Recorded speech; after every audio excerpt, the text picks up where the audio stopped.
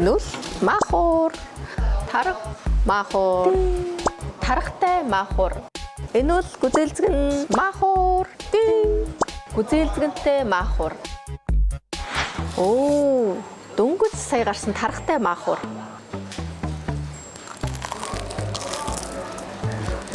Яг ингээд гадар нь шаржганаад тэгэд тарга нь болохоор ингээд маш гоё тийм чихэрлэг, зөөлөн амтлагдаж байна. Нэг тийм хатуу мөртлөө тийм зөөлөн зайдлагдаж байна л да. Маахурын дээдлийн татхных нь үермэг нь бас их сайхан шаргацсан байгаа үстэй.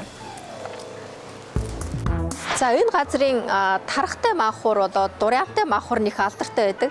Сая тэгэхэд би нэг зүйлийг хараад бас их гайхлаа л да. За энэ газар бас зайрмагтай маахуур байд юм байна.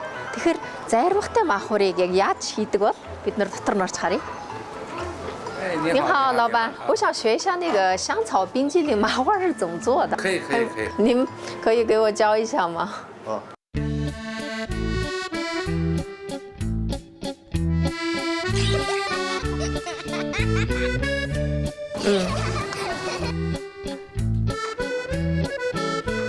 Урдаар ихлэ гурилаа эйлдэх юм байна.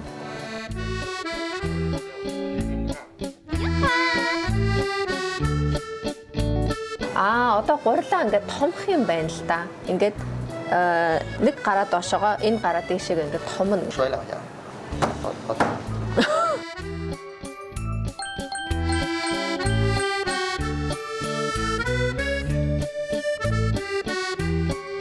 Одоо энэ ногоо нь болохоор ингээд ногооны жүүсээр хийсэн гурилны үермэг байгаа. Тэгээд энэ зайрмагтай маахур учраас бас ингээд ногоон юм үермэгтэй хийж байна. За одоо маахур бэлэн болчлоо. Одоо энийг нэг цаг орчим эсгээд дараа нь тосонд чанж болгоно. За яа.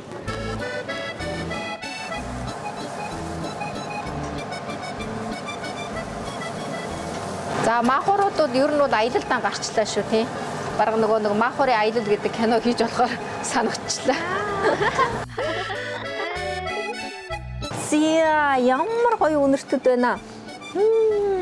Энэ маахурын одоо зөвхөн амттай гэдэг үгээр дүрслэхэд бас багтахаар юм байна.